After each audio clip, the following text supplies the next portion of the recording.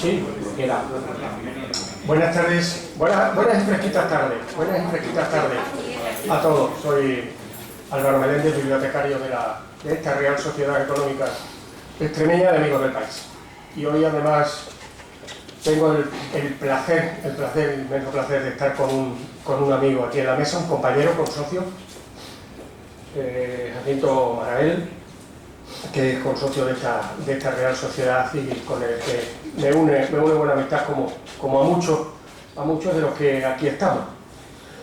Jacinto es un investigador extraordinario, es doctor en Derecho, es licenciado también en Ciencias Políticas y Sociología, y aparte de un asesor del Consejo Consultivo, aunque ahora se llama Asesoría tal de los nombres, de nuestro Consejo Consultivo, expulsado vilmente aquí de nuestra radio, pero además es un investigador tanto en el campo profesional, donde ya tiene varios trabajos sobre el derecho fundamental de libertad religiosa en los servicios públicos, o aquel del sistema de partidos extremeño y la propuesta de modificación de la ley de elecciones, que fue premio ensayo de la Asamblea de Extremadura. También recientemente, no vamos a ir citando la cantidad de trabajos profesionales que tiene, pero por destacar que el año pasado no aparece en su currículum aquí, fue premio Antonio Cuellar del Colegio de Abogados, Ilustre Colegio de Abogados de Badajoz.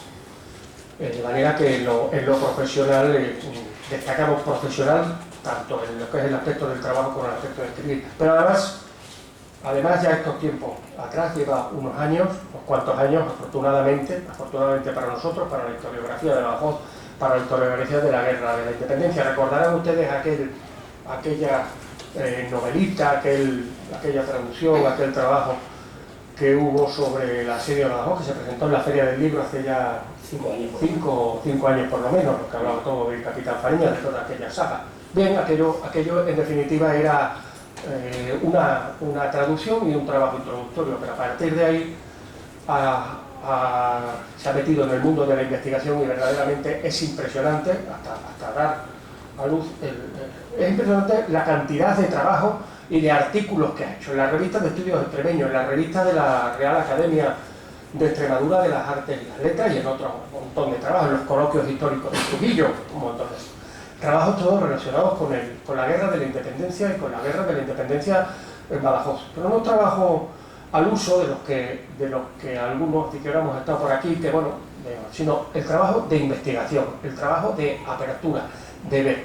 No solo es la aportación de que nos cuente qué había hecho toda aquella gente, esos holandeses que combatían en Mérida en 1809, aquellos alemanes, Corbillo del alemán, aquellos alemanes que combatían en Badajoz, aquellos portugueses que no conocíamos, o Menacho, las vicisitudes del general Menacho. No es solamente darlos a conocer, que algunas cosas ya se sabían, lo importante es la cantidad de documentación que ha manejado, la cantidad de documentación que nos ha abierto. Toda esa serie de artículos, todos y cada uno de ellos recomendables para cualquiera que quiera introducirse de una manera seria.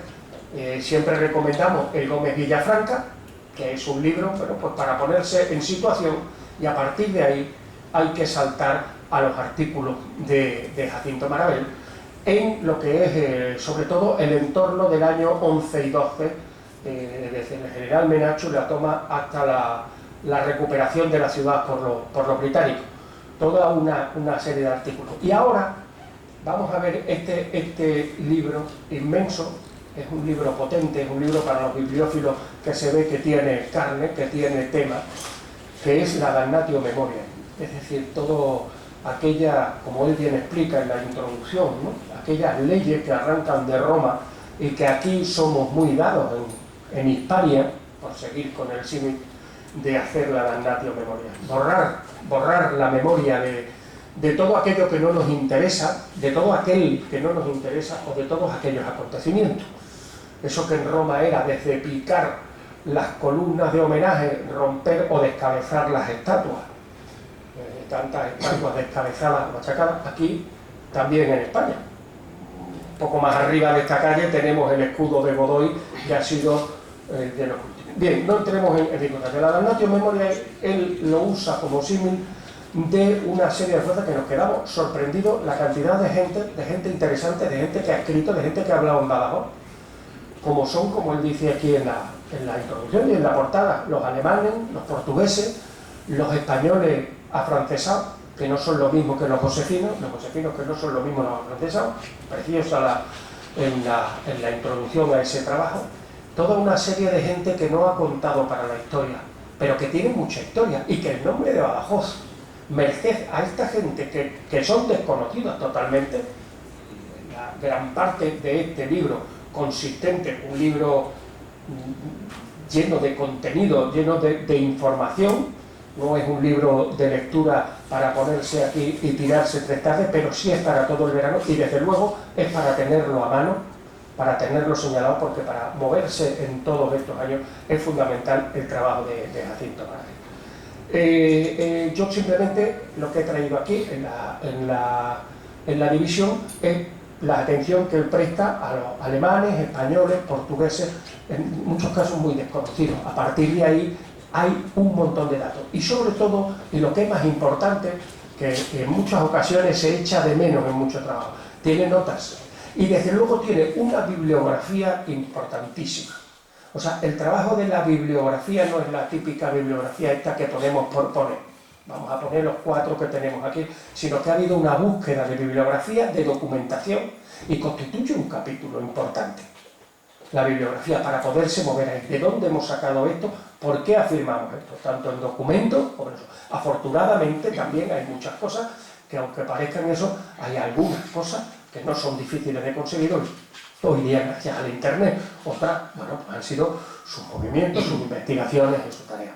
Una tarea difícil, con contenido, pero muy recomendable. Yo además les voy a dejar con esto porque hoy no es una presentación de un libro, la presentación de un autor al uso, porque hoy vamos a disfrutar del alma de este libro y de este trabajo con la ponencia que nos va a presentar el autor Jacinto, y no me queda más que, bueno, felicitarlo. Ya lo saben, lo he hecho en privado y no me importa hacerlo en público. Creo que va a ser un libro que es un libro referente y fundamental para el estudio de esta época, y desde luego para la aportación de un montón de personajes, y si pudiera ser bueno, pues una base.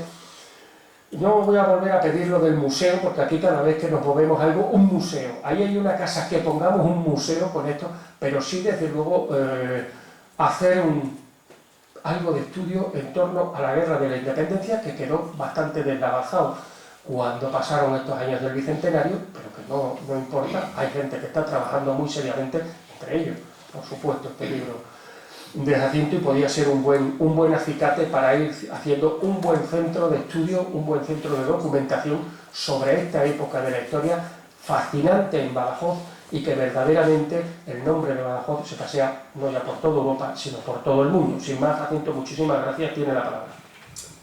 Bueno, buenas tardes, gracias a todos, bienvenidos hasta su casa de la económica, y gracias en particular a Álvaro Meléndez, porque ha sacreado mis virtudes, que son más bien pocas o nulas, y ha ocultado mis defectos. Le iba a parar con tanto piropo, pero al final no quería cortar, porque progresivamente me iba gustando más lo que decía, cada vez más, como aquello del chiste, ¿no? De Manolo, ¿te gustan las gafas nuevas que me he comprado? No, es que son progresivas. Bueno, pues ya me irán gustando.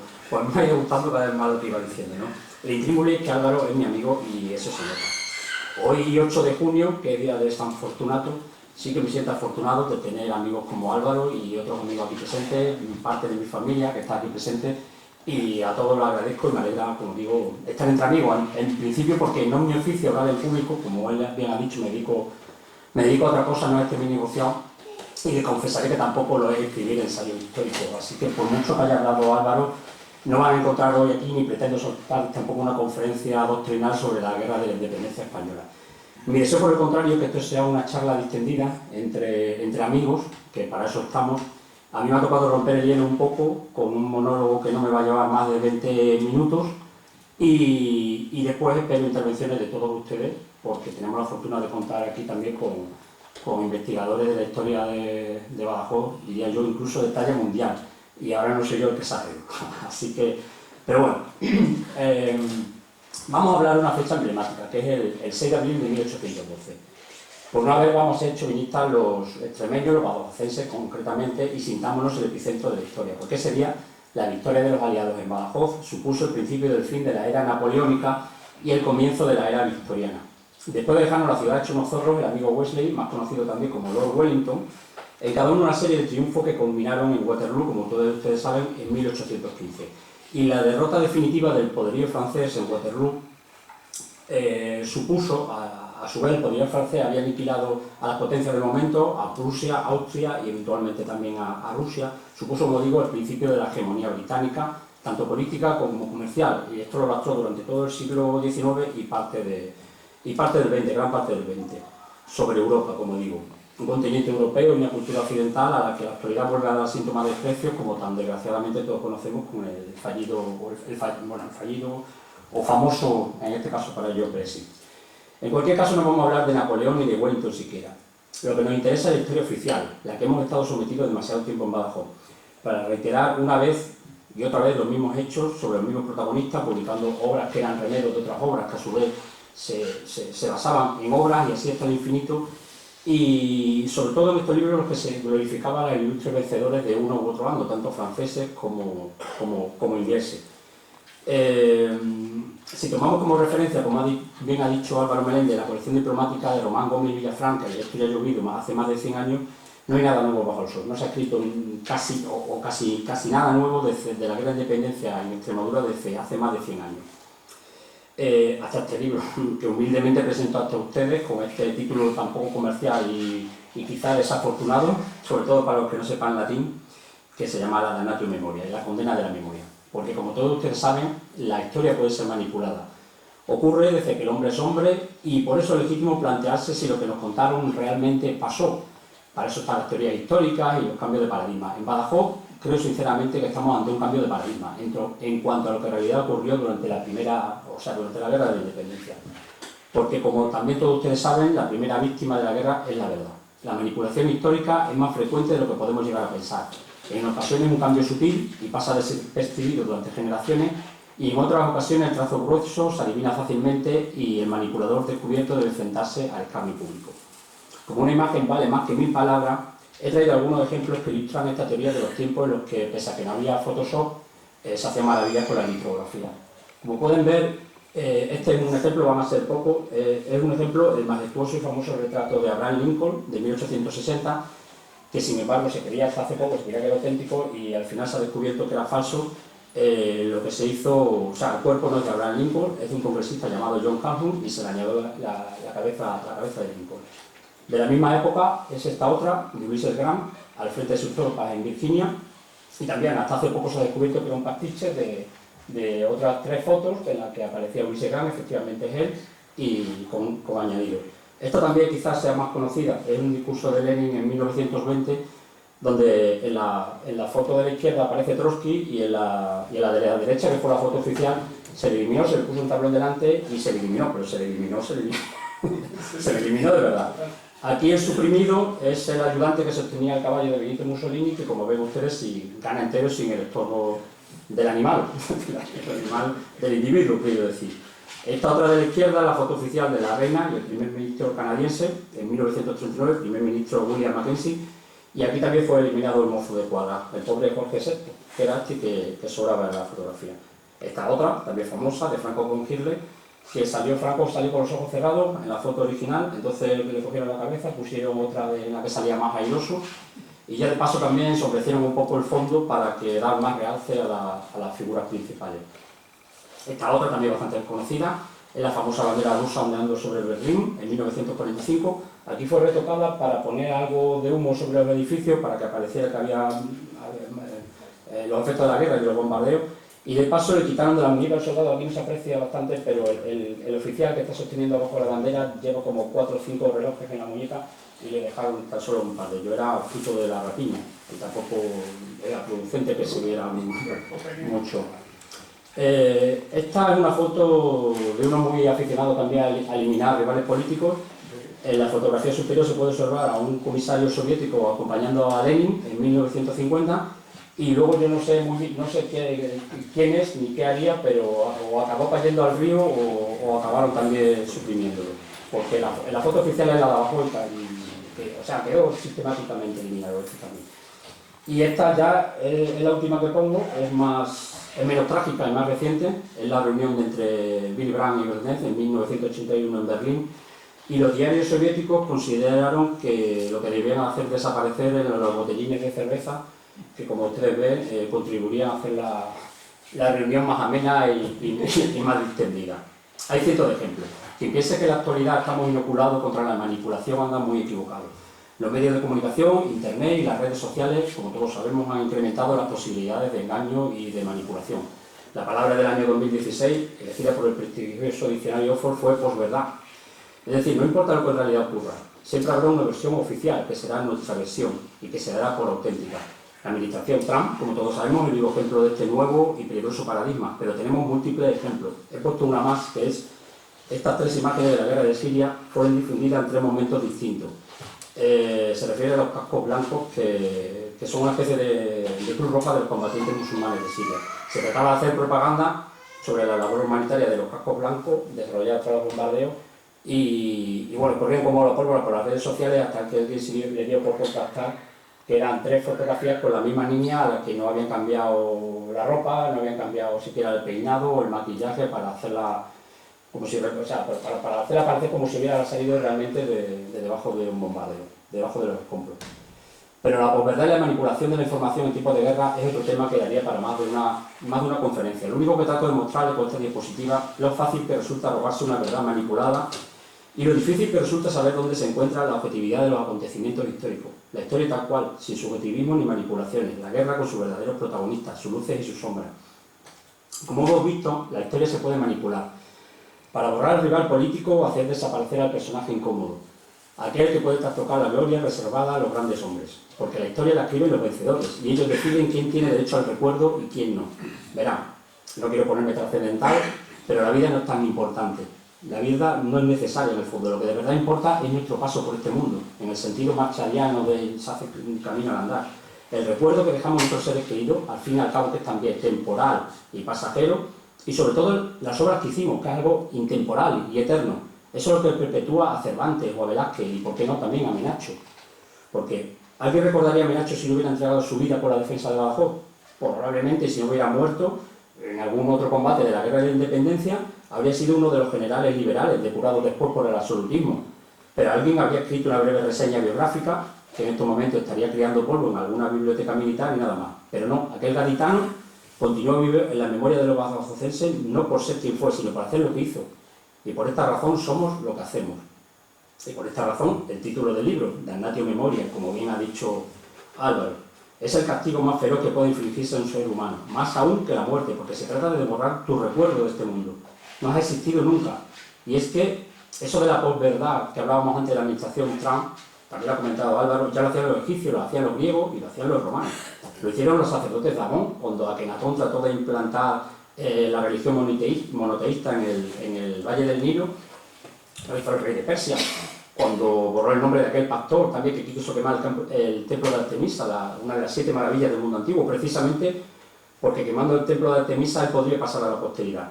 Y lo hacía el Senado romano, con algún otro emperador, como Diocleciano, con la finalidad de borrar su paso por este mundo. Lo hicieron los dictadores del siglo pasado, como hemos visto, y lo hicieron, claro están, los británicos y franceses hace 200 años en aquel adelante episodio del sitio de Badajoz. Por esa razón, como digo este libro, por esa razón quisimos recuperar la memoria del capitán Fariñas, cuyo estudio precedió la traducción de aquella novela de la Bretonnier que publicamos hace 5 o 4 años, no recuerdo bien.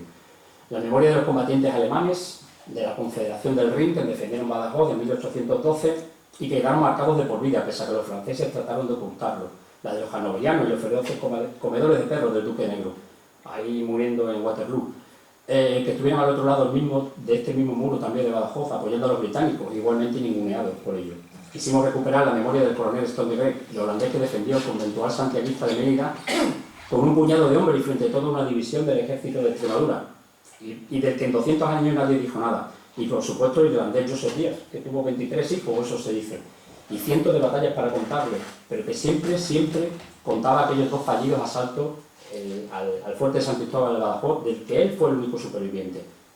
Joseph Díaz, como ustedes saben, inspiró una famosa saga de novelas históricas que después fue llevada una serie de televisión y siempre fue recordado por el episodio del sitio de Badajoz. Como recientemente, esto fue el año pasado, en su localidad natal lo recordaron y recordaron precisamente la historia del sitio de Badajoz, tanto las autoridades civiles como las autoridades militares.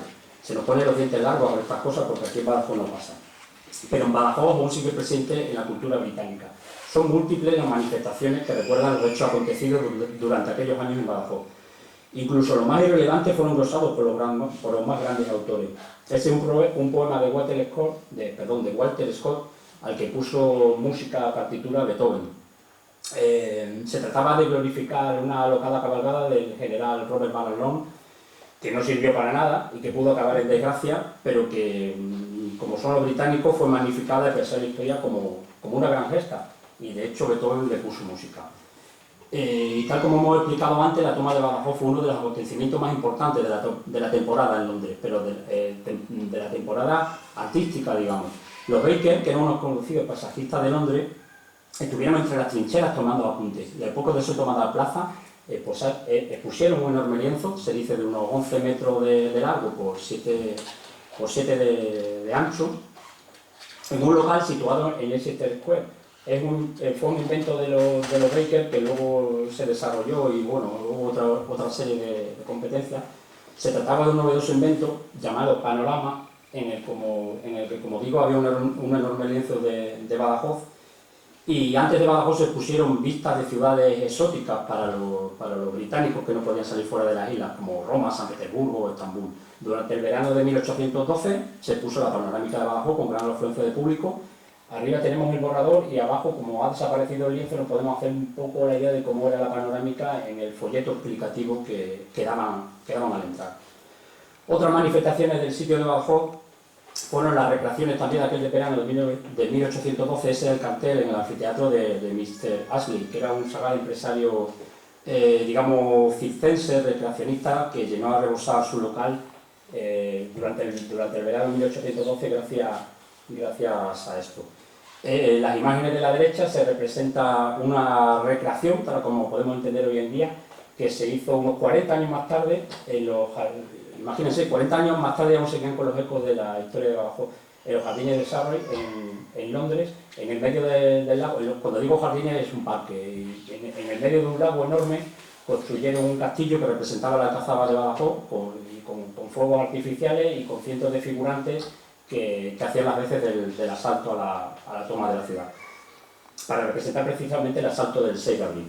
Aquella noche, bueno, me estoy adelantando, aquella noche los hijos de la Gran Bretaña violaron, saquearon e hicieron escombros nuestro ya por entonces depauperado patrimonio monumental.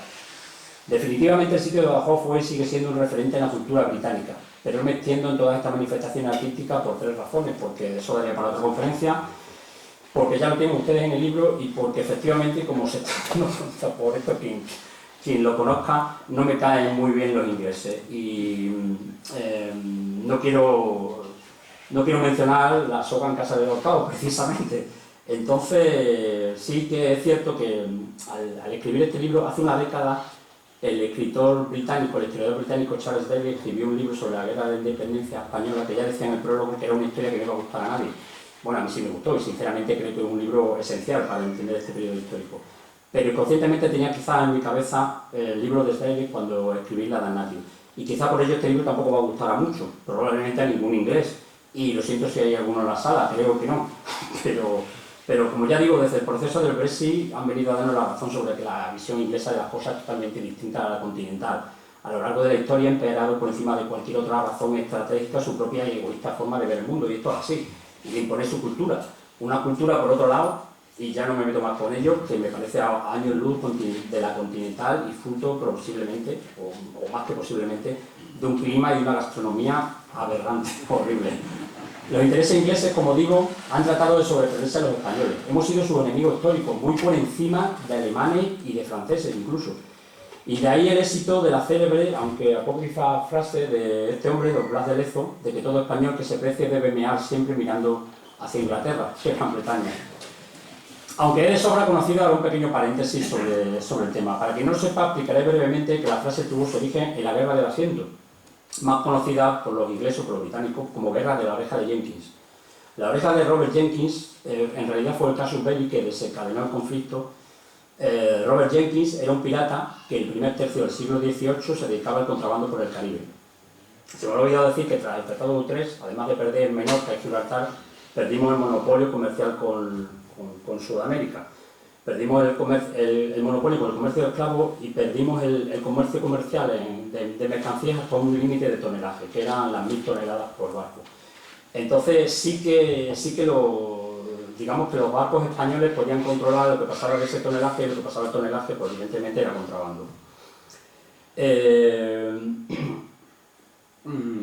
Bueno, sí, estaba diciendo que un día un guardacosta español, capitaneado por un tal Juan Fandiño, se encontró con el barco de Robert Jenkins y efectivamente pasaba de ese tonelaje. No era la primera vez que Robert Jenkins lo hacía, entonces Juan Fandiño, para darle una lección, cogió su sable, le cortó la oreja, se la guardó primorosamente en una cajita y se la entregó diciéndole: ahora ve y dile a tu rey que lo mismo la haré si a lo mismo se atreve. Entonces Robert Jenkins cogió la cajita, cogió su oreja, se la llevó al rey, que es el grabado de aquel de allí arriba, y el rey por poco se desmaya e inició la guerra, claro, no podía ser de otro modo. En 1741, la mayor flota naval nunca vista, mayor que la Armada Invencible, y solo superada por el desembarco de Normandía, tomó rumbo al Caribe para tomar Cartagena de Indias, que por entonces era la ciudad más importante de Sudamérica, comercialmente hablando, y esta ciudad era defendida por el almirante Blas de Lezo. Le llamaban el medio hombre porque le faltaba un ojo, le faltaba un brazo y le faltaba una pierna.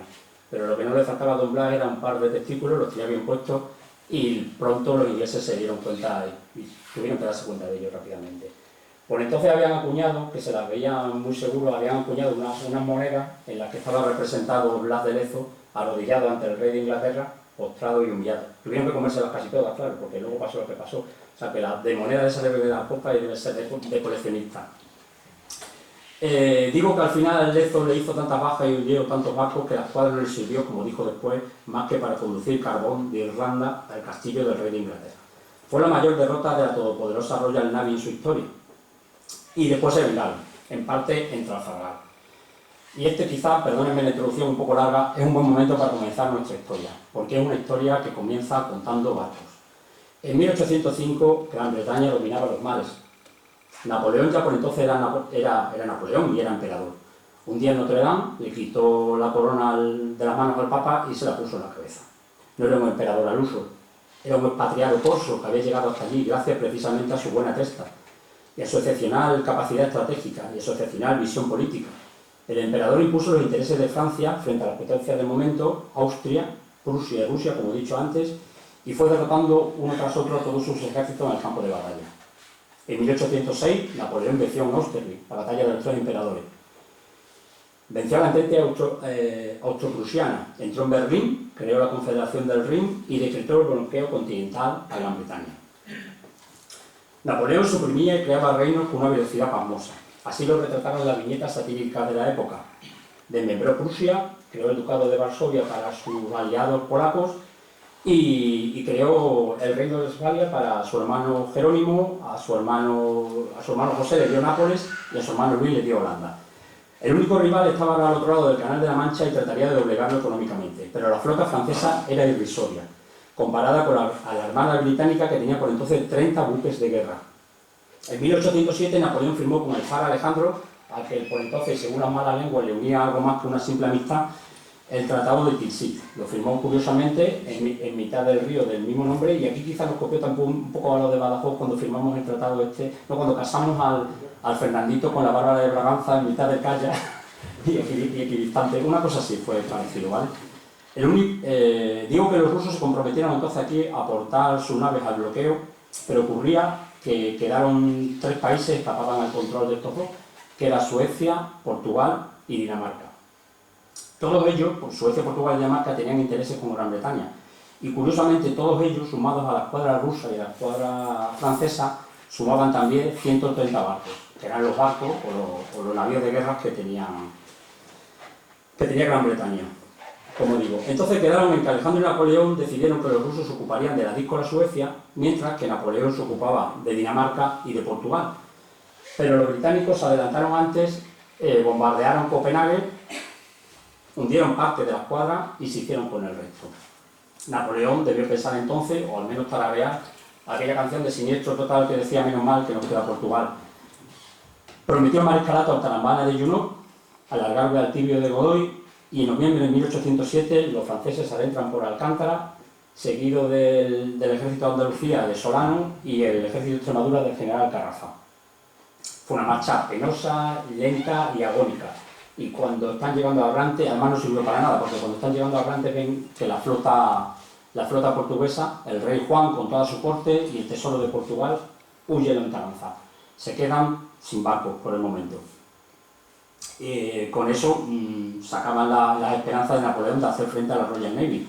Pero es cierto que la segunda parte del plan había surtido efecto, porque con la excusa de invadir Portugal y sin oposición alguna, las tropas francesas habían ido tomando el control de las fortalezas y plazas fuertes y estratégicas más importantes de España. De tal modo que a finales de 1807, Napoleón tiene Portugal, controla Portugal y en pocos meses España. Los Borbones, como saben, le sirvieron en bandeja a la corona española y este la depositó en su hermano mayor, José, un jurista competente, con gran capacidad organizativa, pero con escaso carisma y sometido a su hermano, el emperador. El pueblo de Madrid se levantó el 2 de mayo, aunque el motín fue sofocado, la rebelión comenzó a extenderse por toda España, y aquí, como saben, llegó un postillón el 4 de mayo con noticias de lo que había ocurrido en Madrid, pero el gobernador, que era el Toribio Vargas, ¿no? Grajera de Vargas, el conde Torres del Fresno, era un personaje tibio por naturaleza y políticamente indeciso, y el pueblo le pedía que hiciera un gesto, pero él se mostraba cauto y se mostraba evasivo porque tenía la caballería del general Kellerman en Elvas tomando nota de todo lo que ocurría. Durante todo el mes de mayo, el gobernador militar de Badajoz, el conde Torres del Fresno, fue sofocando algún que otro conato de revuelta hasta que finalmente, el 30 de mayo, el pueblo pidió que mandara tirar las salas en honor a Fernando VII, que se hacía históricamente. Y ante la tardanza, nuestra Agustina de Aragón, aquí en el grabado que publicó Gómez Arteche, María Cambero, la Mariona, se arrancó las medias, como todo el mundo sabe, y con ella encendió la mecha del cañón que inició la revuelta en Badajoz y probablemente que marcó la hora de la muerte del conde de Torre del Fresno, porque la muchedumbre se volvió hacia el palacio del gobernador, se lo llevó en volandas por las calles, como hambrienta, lo linchó en el cuerpo de guardia de Puerta de Palma y luego los restos los dejó en el zaguán de su casa. Pero la revolución estaba en marcha, las campanas repicaban, las escarapelas nacionales decoraban los sombreros y los prohombres de la ciudad se reunieron para formar una junta de gobierno y nombrar al general Galluzzo comandante de las fuerzas de Extremadura. Durante el mes de junio y julio, miles de voluntarios se iban alistando, además con los restos de los batallones que vienen de Portugal, y en agosto ya consiguen formar un formidable ejército que pone rumbo a Madrid, porque Madrid volvía a ser libre. A finales de julio el ejército imperial sufrió la primera derrota de su historia en Bailén, y el rey José evacuó a su corte y tira hacia el norte, entre una estrecha faja de terreno entre Vitoria y Irún. Los ejércitos españoles podían haber muy bien expulsado a los franceses completamente, pero los generales se solazan en los de multitudes y cuando llegan a Madrid entran en lucha las distintas facciones políticas y en fin, se entretienen y da tiempo que se organicen los franceses. Además, en medio de toda esta refriega por el poder, el general Galluzzo destituido del ejército de Extremadura, en su lugar se nombran al imberbe conde de Belvedere y claro, pasó lo que tenía que pasar. Napoleón, al que el teatro europeo había dejado ocioso durante un tiempo, decide echar mano a su hermano y solventar para siempre la cuestión española. Apenas serán unas vacaciones, piensa, y manda por delante a los mejorcitos de sus mariscales que rápidamente comienzan a recuperar el terreno perdido. A Bilbao, caen los españoles en Zornoza, en Balmaseda, Espinosa de los Monteros, Gamonal. El ejército de Extremadura es reducido a escombros y a finales de 1808 los kamikazes polacos de Napoleón toman el puerto de Somosierra y en los pocos días entran en Madrid, donde corona Napoleón de nuevo a su hermano en el trono de España. A Badajoz comienzan a llegar miles de refugiados que cuentan las atrocidades que están haciendo los franceses por toda España. Cunde el pánico y se suceden los linchamientos.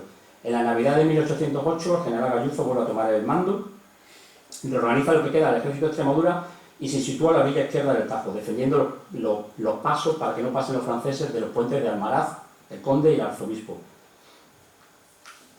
Extremadura tiene una defensa formidable, pero claro, estamos ante el mejor ejército del mundo. Y aunque Galluzzo ordena volar el puente de Almaraz, los franceses se cuelan por Plasencia.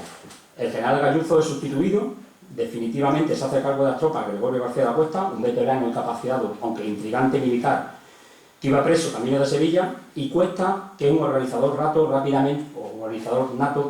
rápidamente consigue formar un ejército que vuelve a defender los puentes de Tajo. Pero en febrero, la división alemana del general Leval cruza el puente del Arzobispo y vence a los españoles en Mesa de Ibor. Aquello de allá arriba es un grabado de Mesa de Ibor que encontré en una memoria de los soldados alemanes. Para ellos fue muy importante la batalla de Mesa de Ibor porque fue la primera en la que se destacaron. No lo he visto por ningún sitio y lo he publicado en mi libro. Y está tal y cual, porque te metes en Google Maps y se ve igual la iglesia de Mesa de Ibor y en fin, menos las montañas, que no son tan altas. Napoleón, por aquel entonces había abandonado España y se había marchado a París, urgido por algunos complots palaciegos y las noticias de que los austriacos estaban llevando hombres a la frontera. Quiere dejar finiquitada la conquista de España, que finalmente acabaría por convertirse en su personal úlcera, en el quizado problema que iba a acabar con todos sus proyectos, tal y como reconocería después en su entierro de Santa Elena.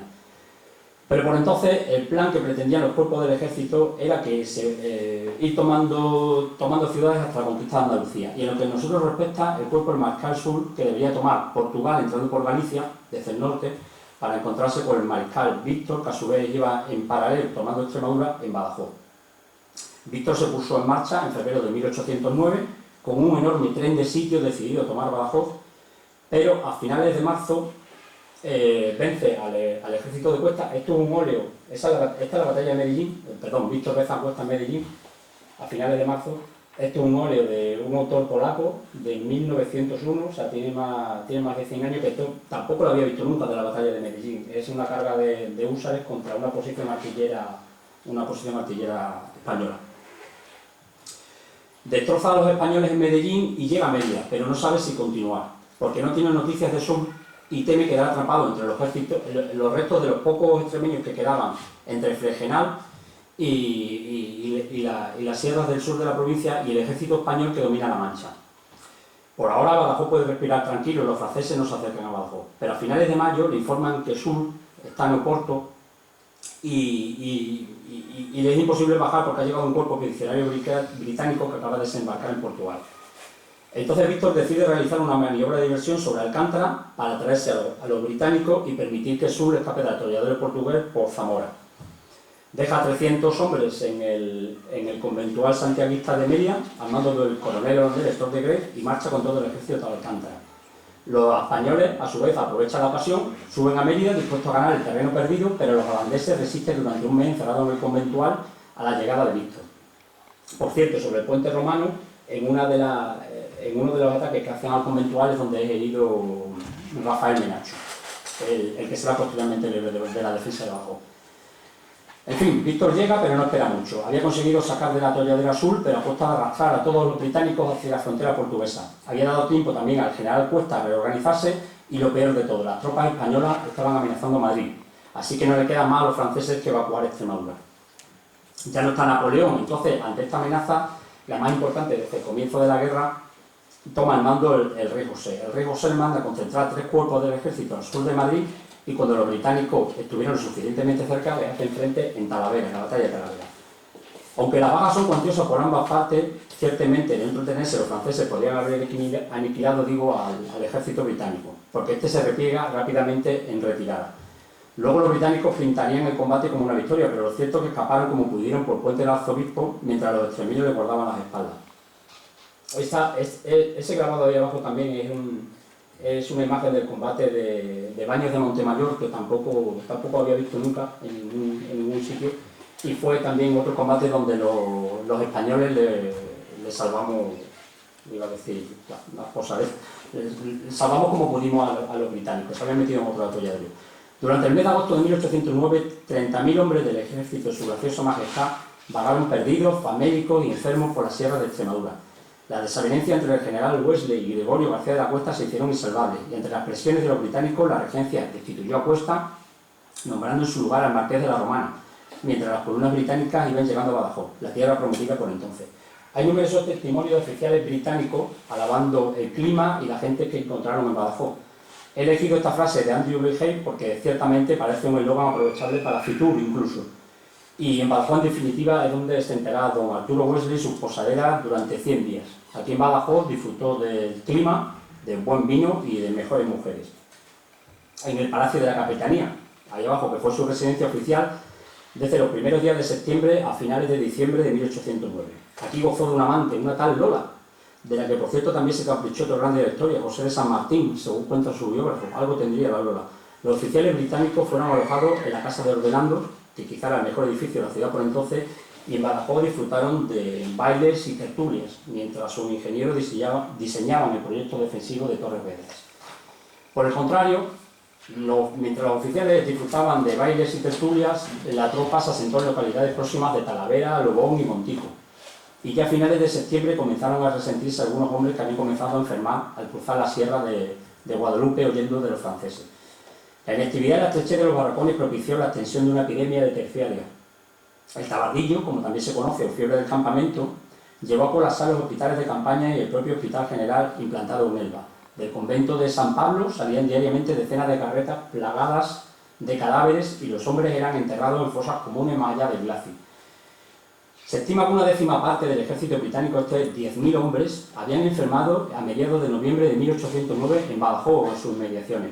La fiebre alcanzó por igual a jefes y oficiales, y el propio Wellington hubo de desprenderse de 2 de sus comandantes de división, hubiéndose trasladado de urgencia a Londres y a Lisboa. Otros no tuvieron tanta fortuna, y en las inmediaciones de Badajoz fueron sepultados más de 500 hombres. Fue quizá un precio excesivo que tuvieron que pagar por aquellos 100 días en el paraíso. Por eso se fueron un día de los inocentes de 1809, sin mirar atrás, se internaron en Portugal y dijeron que no debían nada a los badajocenses, pero prometieron volver, y vaya si volvieron. Hasta entonces cobrarían protagonismo estos personajes, el Marqués de la Romana, su segundo, Gabriel de Mendizábal, y fundamentalmente Rafael Menacho. Un gaditano cuyo destino, como ya hemos dicho, que habría unido por siempre a la ciudad. Pero no hay que adelantar acontecimientos. A finales de 1809 los franceses dejaron escapar una oportunidad única para diezmar al ejército británico que se encontraba enfermo en Badajoz.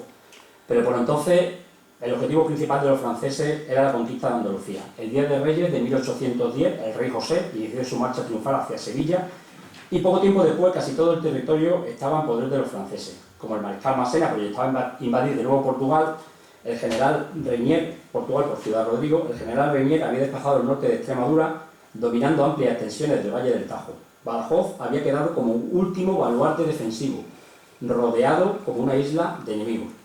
A la vez, el duque de Alburquerque entró en Cádiz con el grueso de las tropas del ejército de Extremadura, así que cuando llegó el Marqués de la Romana a Badajoz, tuvo que reorganizar y completar el ejército con los pocos batallones que le quedaban. Había 2 brigadas que quedaron aisladas en la huida del duque de Alburquerque, la de Senén Contreras y la de Menacho, que fueron incluidas en la división de Ballesteros que por entonces operaba entre Jerez de los Caballeros y Burguillo, tratando de frenar a su vez las acometidas de los franceses que estaban por Llerena.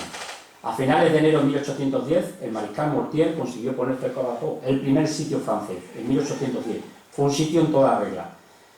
Y si bien no tuvo éxito, fue porque no solo porque se hicieron varias salidas con el concurso de la población o de los habitantes de Badajoz, entre ellos el batallón de voluntarios de Badajoz, que fue destacado especialmente, sino que, eludiendo la circunvalación, el 13 de febrero de 1810, Menacho consigue romper el cerco, entra en Badajoz, los franceses evalúan el número de refuerzos que habían entrado, deciden que no merece la pena seguir con el cerco, lo levantan y esperan a otra ocasión. Aunque todo el año no cesan de hostigar a Badajoz y acercarse hasta los mismos muros de la plaza para robar ganados y enseñar los dientes. A lo largo del año, como digo, el círculo se va estrechando. Los franceses dominan amplias zonas, desde Almendralejo a Mérida y de aquí al Alburquerque. La única salida de los españoles era por Monesterio, para comunicarse con las tropas de Ballesteros que seguían en la sierra de Aracena. La situación se va haciendo insoportable por momento, el vecindario lleva demasiado tiempo soportando los actos de guerra, la guarnición que la defiende y sin resultado ninguno. El 14 de agosto el ejército de Extremadura es derrotado en Cantalgallo y un mes más tarde, el 15 de septiembre, es derrotado en la dehesa del Campo, también junto a Fuente del Campo. Su comandante, el Marqués de la Romana, sin encomendarse a Dios ni al diablo ni a nadie que se lo pidiese, se va a ayudar a los ingleses que están metidos en el sistema defensivo de Torres Vedras. Se lleva a todas las divisiones del ejército.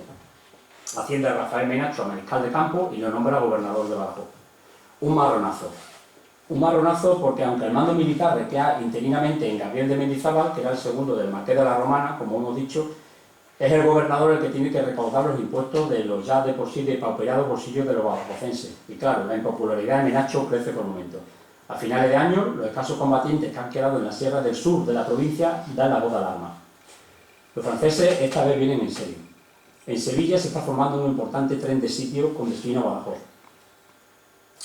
Dos mariscales del Imperio, Soult, conocido como el Rey Nicolás en su sátrapa de Andalucía, y Mortier vienen decididos a tomar Badajoz. Obedecen también órdenes del emperador porque hay que tomar esta plaza fuerte, significa además del dominio de todo el suroeste peninsular, abrir una puerta para una posible evacuación de Portugal por parte de André Massena, que sigue enfangado en Torrebendra.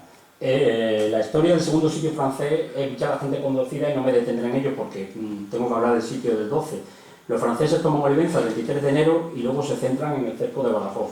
La guarnición resistió estoicamente y durante 40 días, con la ayuda de los vecinos, un furioso bombardeo, pero el ejército español, del incompetente, por decir algo, Mendizábal, es arrasado en los altos de Santa Engracia por el mariscal Mortier y la ciudad firma su sentencia de muerte, aunque en realidad esto ocurrió con la muerte de Menacho el 4 de marzo de 1811, cuando, como todos ustedes saben, cuando se ponía a recibir a los granaderos después de una salida, fue alcanzado por un grano de metralla y murió casi en el acto. Una camarilla de oficiales vascos, encabezada por el timonato José Imán Atolaguirre, rindió la plaza a los franceses y 15.000 hombres fueron hechos prisioneros. El ejército aliado, que se encontraba apenas 2 días de marcha de Badajoz, pone cerca a la plaza a finales de abril. Su artillería era vieja y mala, eran antiguos cañones portugueses de más de 100 años, pero bombardean la ciudad hasta mediados de mayo con la intención de rendirla. La bombardean hasta mediados de mayo porque es entonces cuando vuelve Soult desde Sevilla y le hace frente en la Albuera.